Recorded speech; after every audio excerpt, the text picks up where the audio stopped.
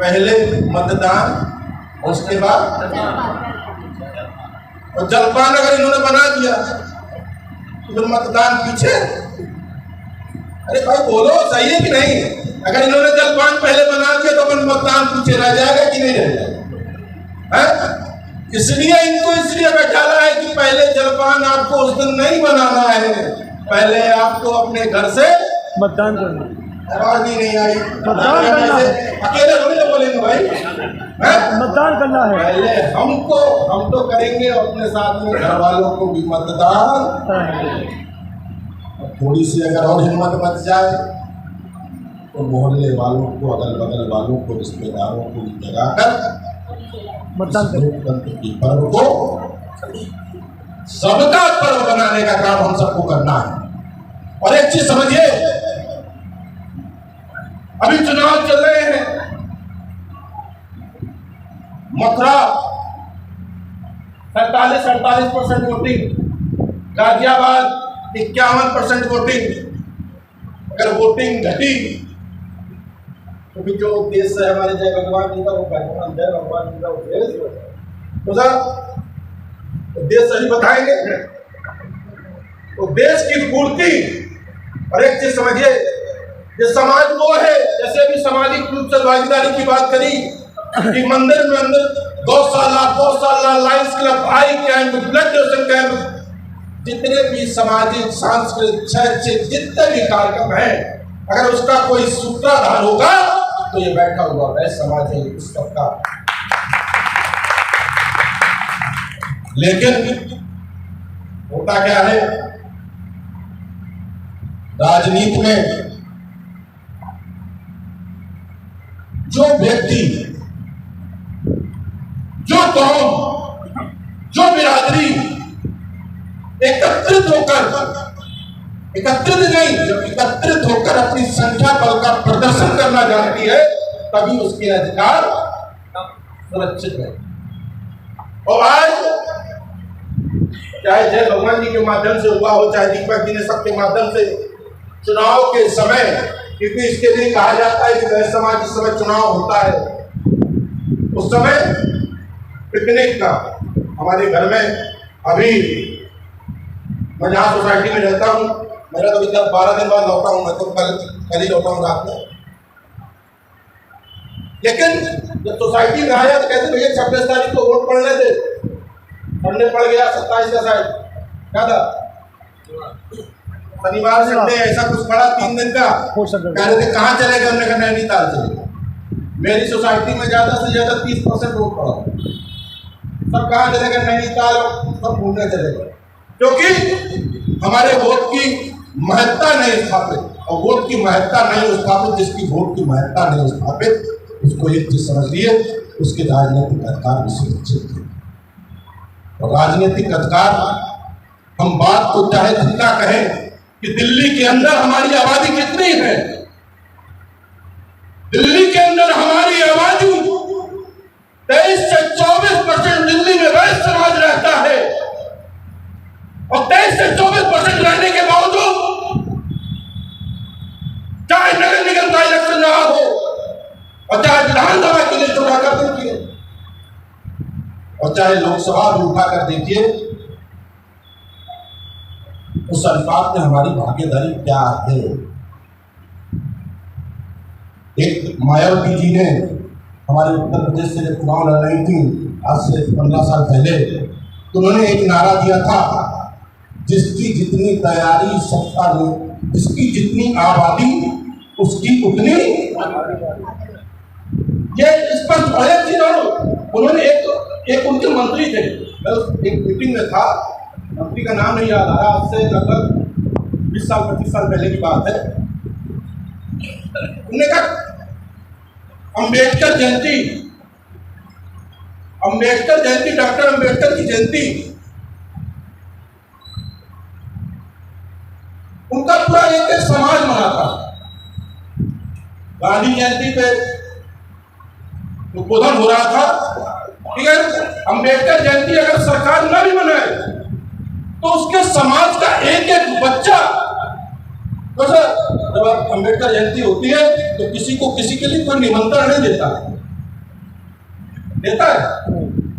बगैर निमंत्रण के एकजुट होकर वो लोग एक मेला का स्वरूप दे देते हैं, और जिसके कारण से सरकार मनाए चाहे ना मनाए, लेकिन पूरी कौम अम्बेडकर जयंती मनाने का काम।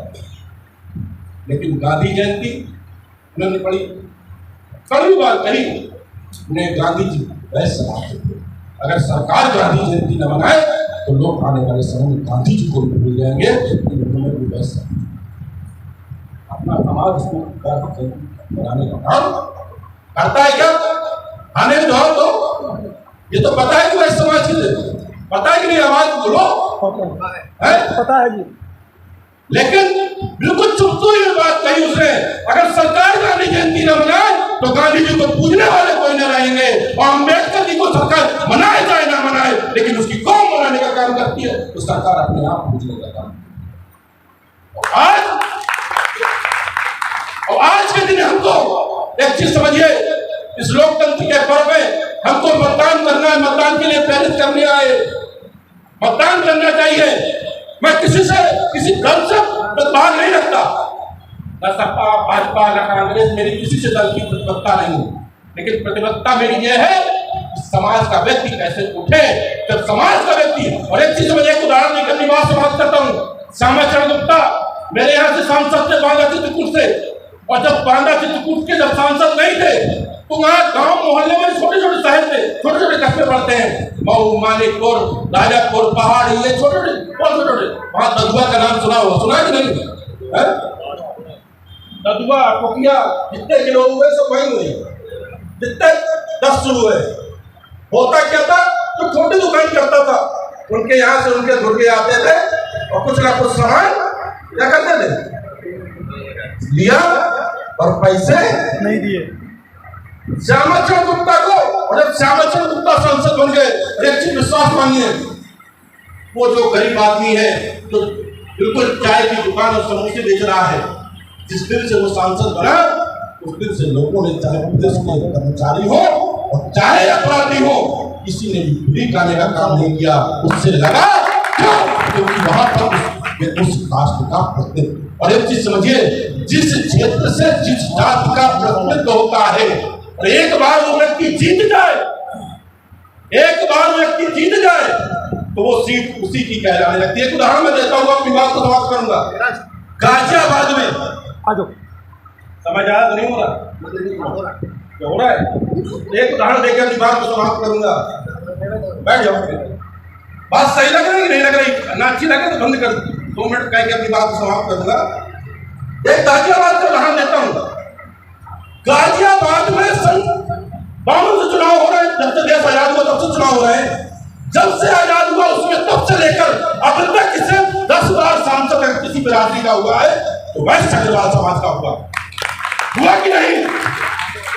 हमने डॉक्टर वीके सिंह को भारतीय जनता पार्टी ने वहां पर टिकट देने का काम किया, उसको सर हाथों में लेने का काम किया, उसको जिताने का काम किया, और जब डॉक्टर वीके सिंह की टिकट काटी गई तो वहां पर 36 लोगों ने विरोध करने का काम किया कि नहीं किया? बात सही है कि गलत है? 36 लोगों ने उसका विरोध करने का काम किया। मैंने अपने घर से बात करी, बताइए जहां पर सड़कों पर उतरना पड़े, वैश्य समाज का बच्चा आपके साथ चला है, पूरा समाज आपके साथ है, और जहां तक लड़ाई लड़नी पड़े वहां से लड़ने की तैयार।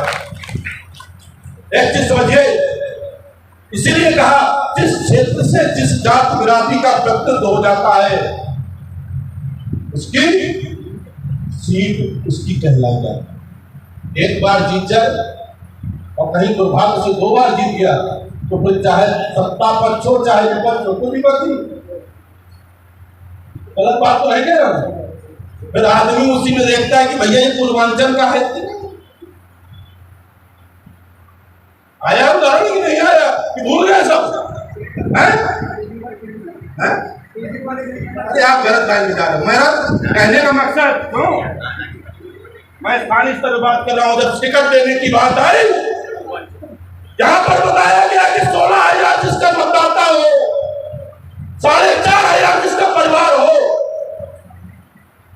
वो नहीं बोलता कि हमारी भागीदारी कहां है, वो नहीं बोलता।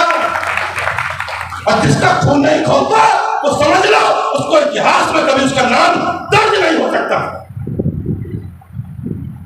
और आज हम सबको एक चीज समझिए, आपकी बात सुनिए।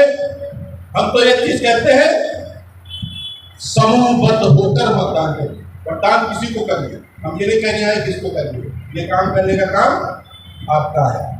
हम तो सिर्फ एक चीज कहने आए हैं, मतदान अकेले नहीं करिए। क्यों? अकेले का कोई महत्व नहीं। कितने ब्लॉक है यहाँ पर? 10 ब्लॉक है। 10 ब्लॉकों में एक क्या बनाइए, संयोजक, सह संयोजक, उसमें एक 3 महिला। क्या करिए? ठीक है ना? 3 लोग 10 ब्लॉक, और 10 ब्लॉक में जिस दिन मतदान पड़े उस दिन सबसे पहले सुबह सुबह उठकर जितने लोग अपने समूह के लोग हैं, 25 लोग, 30 लोग, 40 लोग, 40 लोग वह समाज का नाम लेते हुए मतदान स्थल पर जाएंगे। अलग ही ढंग से मच जाएगी। इस बार वह समाज में कुछ ना कुछ तो संकल्प बताओ। देखो ऐसे समझो, हम चुनाव में चर्चा कैसे? चुनाव में एक ही चीज है, चुनाव में कोई चीज निश्चित नहीं। चुनाव में कौन जीतेगा ऐसे समझिए, पेटी मत कोई देखने नहीं जा रहा किसको आप दोगे। लेकिन ये जरूर देखा जाता है कि कौन वर्ग समूह में इकट्ठा होकर मतदान करने गया। और एक चीज समझिए, जो जीतेगा उसको भी लगेगा इस समाज ने वोट दिया है, और जो हारेगा उसको भी लगेगा अगर इस समाज का वोट जिस तरह से समूह होकर ये वोट देने का काम करने गए हैं, अगर इनका भी वोट अगर हमको मिल गया होता तो हमारी भी नैया पार। बात सही है।